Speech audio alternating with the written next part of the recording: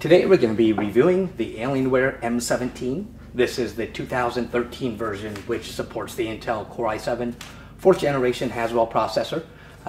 Several different options for the CPU. On this one we do have the 4800. For the video cards we offer the NVIDIA 770M as well as the 780M as options on our configuration page. This one we have put the 780M in it. For hard drives, it does have two regular 2.5-inch hard drive base, as well as an mSATA slot.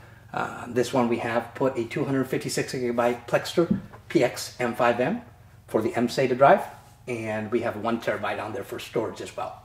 16 gigs of RAM installed on this one. It can support up to 32 gigs of RAM. And what I'm going to do, just going to do a quick boot to show you how fast that mSATA drive is here. So we're going to go ahead and shut it down. And it should be pretty quick to shut it down as well. But as soon as it does that full shutdown on there, I'll go ahead and start it back up. And you'll see how much of a difference getting a solid state drive technology like a mSATA drive is going to make for your system. So you can tell it's all turned off here. I'll go ahead and hit the power button on. You'll see the lights come on here. And as soon as it posts, as you'll see there, it gets into Windows pretty quick. We have put Windows 7 on this one. It normally would come with Windows 8, but on this particular build, he requested Windows 7. And you'll see how quick that was. We're already on the desktop. And we're going to show you a quick unboxing of the Alienware 17. It comes in your normal Alienware box here. Pop it open, and you'll see it's protected very well with some foam on the top all around the computer. Off to the side here, we have your AC adapter, power cord. That's really all that's right in there. And of course, right in the middle, we got the computer. So you can take this guy out. And underneath of it, you're going to see a couple things. Right here, we got the owner's manual and driver's disc, Windows disc will also be in there for you too. Over here, just a little card. Thank you card, a little information about Alienware itself. Now for long-time Alienware users, one of the first things that you might notice on this one is that they have now switched to a matte type screen as compared to the glossy type screen that they used to have. If you look at our previous reviews on the last generation Alienware 17, you'll notice it has a glossy screen on it, as this one has matte. What I'm doing here, I'm turning it so you can see the viewing angles, see if it washes out, and it has some pretty good viewing angles on here for you.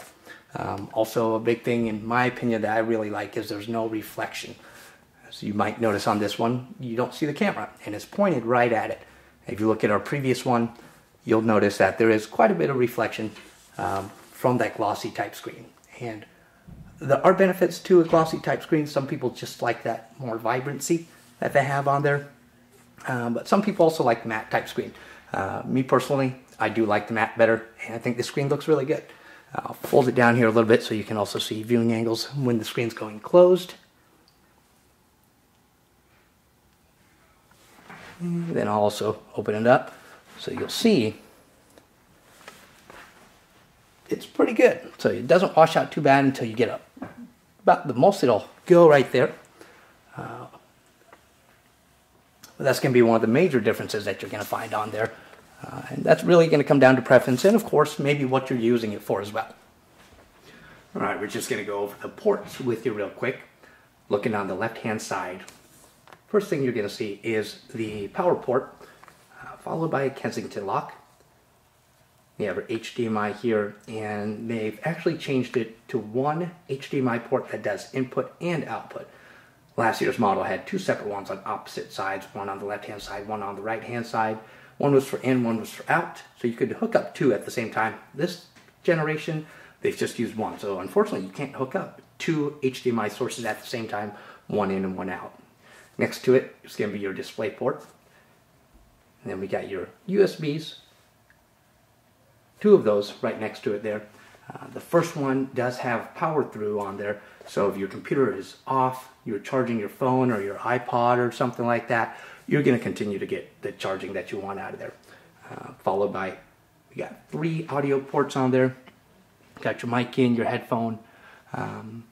Moving off to the front, not a whole lot going on there though. We got your speakers. You'll see the LED lights. Kind of the same thing on the left hand side, on the right hand side. And then we're coming off to the right side of the computer here. Alienware does have a slot load optical bay here. Most manufacturers you see will use the type that slide out. This one doesn't have that. Right above it does have the memory card reader. It's considered a 9-in-1. 3 different types that it will support. There's multimedia card, XD, and SD cards, and then the variants of them. So that's how they get the 9 total. When there's really, in my opinion, just 3 that it supports on there. Followed by 2 USB ports. You got your Ethernet on there. And then we're looking at the back of the computer. Not a whole lot going on the back. It's just really your exhaust ports on there. So one on the left, another one on the right.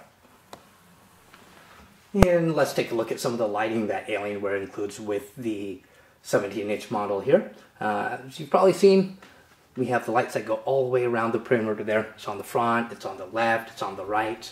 The touchpad also lights up as well. So a little bit different. Last year's model just had the border. This year's model, a whole touchpad lights up. And then, of course, there's going to be the keyboard itself, and that's going to be backlit as well. Now, stepping up a little bit further, you're going to see the Alienware logo itself lights up as well. Can't see it too good right now. It is lit up in blue. I'll turn the lights off in a second. Maybe we can pick it up a little bit better. It is all controllable and assignable in the software that comes included with the computer. Alright, I have the lights turned down here. Just wanted to show you a little bit what the Alienware Command Center can do for you. Again, this is to control the lights. I have it pulled up here. Hopefully you can see the border lights, the Alienware logo, the keyboard. Also the touchpad does light up once you touch it. Normally it's just turned off. But right up here you're going to have several different zones that you can change colors, whatever you want it to be. If you want to change things up, assign one zone, one color, another different color, you can do that right through the command center here. Whatever colors you want to mix and match. You can also change the color of the touchpad. If you want to give it a little contrast, make things pop up a little bit differently, you can do that. And it's all done right through the command center, and that's going to be built in with the computer. You can just customize that to however you like. And to look at the keyboard a little bit more, we do get asked about flex. How sturdy is the keyboard? Not necessarily just particular to Alienware, but any model out there. A lot of people are concerned about it.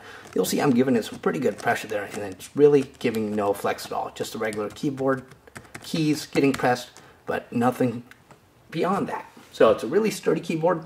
You can pound away on it if you want, but it should hold up pretty good for you. Another common question we get asked about gaming computers is, how is the fan noise?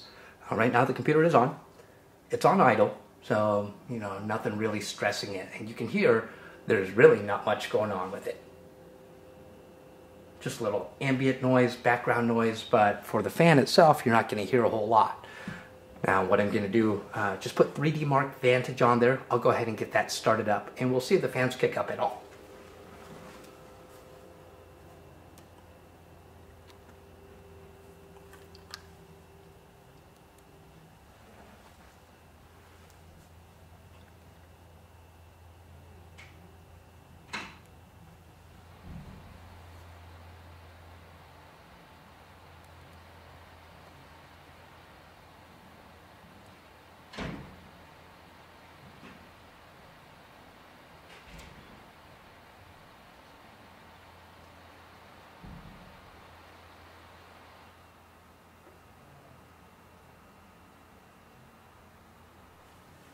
So as I just mentioned there, we were running 3D Mark Vantage to listen to the fans.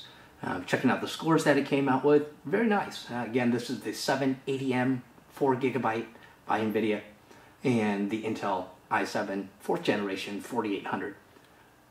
You got the 3D Mark score, 31,980, with a GPU score, 27,233, a CPU score, 67,030. Alright, we're looking at the bottom of the computer is flipped over, and the rear of the computer is closest to us, which you can tell with the exhaust vents there. And the reason I'm pointing this out is you can see the bottom of the computer has quite a bit of airflow that it can take in air through the bottom here. I'd like to point this out, that helps it cool better, but you also want to be careful not to block that in any way. So you never want to use this on carpet or on your bed or anything that's going to block those intake vents. So ideally a notebook cooler is going to be the best, but you always want to use it on something flat. Computer desk or something along those lines will be good. Alright, we're going to open up the bottom of the computer so you can check out the internals. Alienware's made this very easy to do on this model. You just have 1, 2, 3, 4 screws which need to be removed. I've already taken those out. Once you've done so, all you have to do is give it a little pressure and move it forward. And then you can move that away. We'll start off on the bottom left here. That's going to be your CPU heat transfer pipes over to the fan. It's going to vent out this way. We have 2 RAM modules here. There's a total of 4. The other 2 are going to be found underneath of the keyboard. So a little bit harder to get to those 2. Off to the side here, got your wireless card. You'll see 3 antennas are already built into it.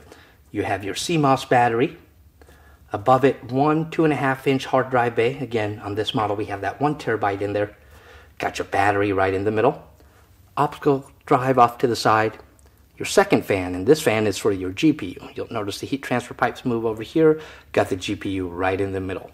And then to finish it up, we just have the 2.5-inch hard drive bay. That's the second one, as there was one over here. So you have room for a total of 2 2.5-inch hard drive bays. So that's the internals. Alright, we got the AC adapter up here for you. For those who may be curious about the size of it, and sometimes it can be a hassle carrying around a big brick with you. This one's not too bad. They've made it really thin. You'll see it's actually thinner than the computer itself. Probably just about 1 inch or so, about the size of a textbook. You're still getting kind of big this way. The length and the height of it, probably nothing out of the ordinary for any computer that's going to be of this caliber with the hardware inside of it. It's pretty much necessary to get something that's going to be able to power those components adequately. But again, it's nice that they've made it really thin, easy just to throw in a backpack, briefcase, whatever you're carrying around that day. Alright, we're going to show you guys some thermal temperatures here. While we were running 3D Mark, took a few shots with our forward-looking infrared camera, and you're going to see different temps around the vents, just the area around the computer itself, the AC adapter, just to get you guys an idea of the temperatures you should expect. Well, that's going to about finish up our video review of the Alienware 17. I'd like to thank you for checking it out. If you have any questions about that, feel free to give us a call, shoot us an email. And again, our site is exoticpc.com. That's www.xoticpc.com. Thank you.